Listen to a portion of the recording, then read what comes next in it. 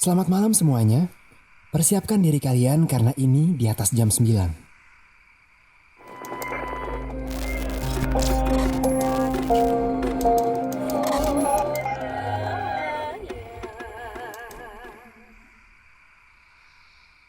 Kali ini gue akan ngebacain cerita yang gue dapetin dari seseorang.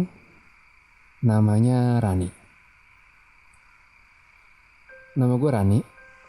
Gue tinggal di Jakarta Utara. Dan gue mau bercerita tentang penunggu yang selama ini tinggal sama gue di rumah.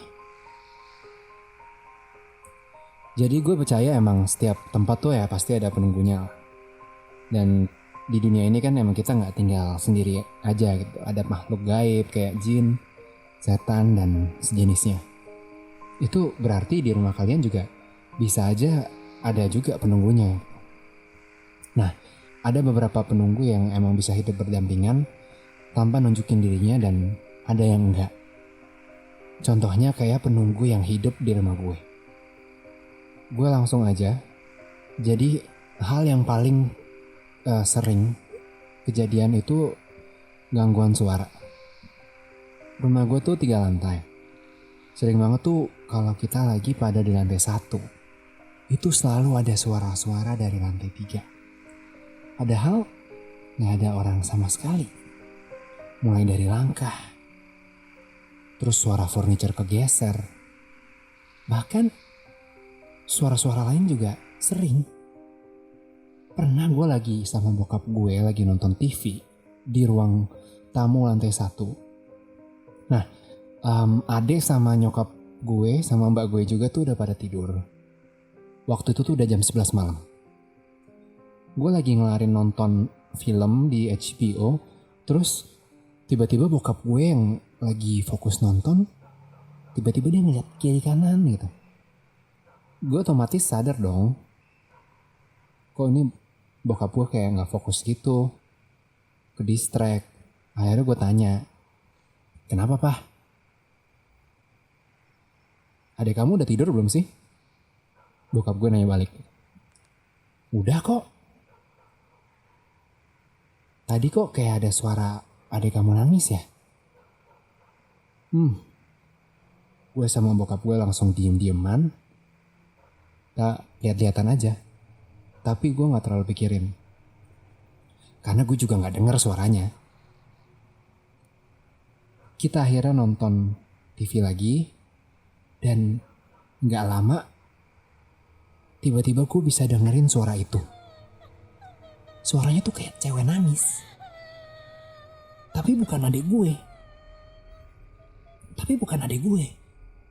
Asalnya dari lantai 3. Jadi bokap gue tuh selalu ngajarin, kalau ada suara-suara aneh kayak gitu, langsung samperin aja. Kita akhirnya sama-sama ke atas. Kita jalan ke atas pelan-pelan. Waktu sampai lantai 2, suaranya tuh makin jelas. Kita perlahan lanjut lagi ke lantai 3. Tapi makin deket kita ke lantai 3, suaranya tuh makin jauh. Makin kecil.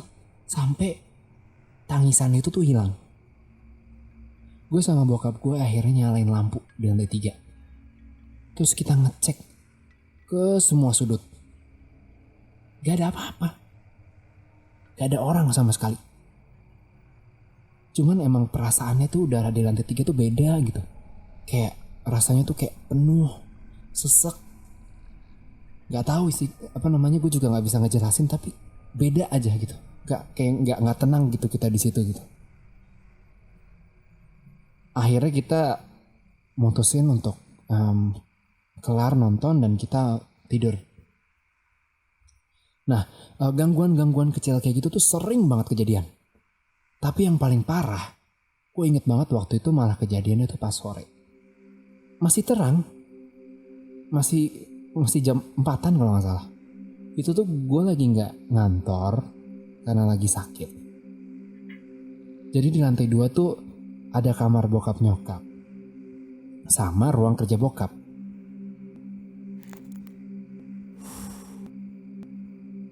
Nah di tengah-tengah itu ada ruang tengah, ada sofa sama ada meja.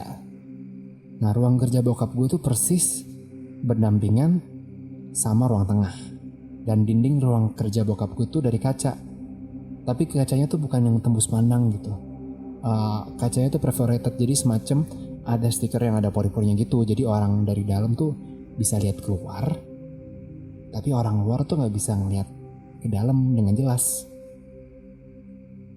Nah, gue lagi duduk di sofa sambil baca buku.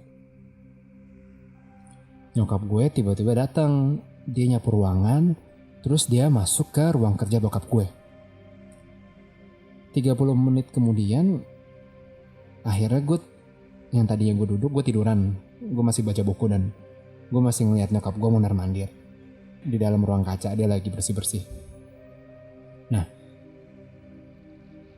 tiba-tiba gue dengar suara mobil masuk ke garasi. Terus adik gue teriak dari lantai bawah. Kak! Kak! Iya di atas. Gue balas kayak gitu. Sini dong bantuin, kata adek gue. Bantuin apaan? Ini mama belanjaannya banyak nih. Nah, gue bingung. Kan mama masih di ruang kerja, lagi bersihin. Tiba-tiba gue dengar suara mama dong di bawah. Udah gak apa-apa, bisa kok. Nyokap gue tuh sama adik gue ternyata lagi di bawah. Yang tadi datang itu nyokap gue. Tubuh gue tuh serentak kaku. Dan gue baru sadar kalau yang di bawah itu beneran nyokap gue. Di ekor mata gue tuh gue masih ngeliat itu ruangan kerja bokap gue. Itu gue masih ngeliat tuh ada yang mondar-mandir. Jelas tadi gue ngeliat tuh itu nyokap gue. Gue nggak berani ngeliat ke sana. Terus gue mau berdiri juga nggak bisa. Kaki gue lemes. Gue deg-degan. Gue keringat dingin. Dan tiba-tiba sesosok yang di balik kaca tadi tuh, yang tadinya mondar-mandir, dia berhenti. Gue pelan-pelan nengok ke arah situ. Terus gue liat dia berdiri doang, ngadep ke arah gue. Gak jelas bentuknya kayak apa tuh, cuma kelihatan hitam aja. Tiba-tiba dia manggil nama gue berkali-kali. Rani. Gue langsung lari ke bawah. Terus gue meluk nyokap gue. Terus mereka berdua tuh pada kebingungan. Tapi gue gak lepas sama sekali. Tuh pelukan tuh gue bener-bener gue gak lepas.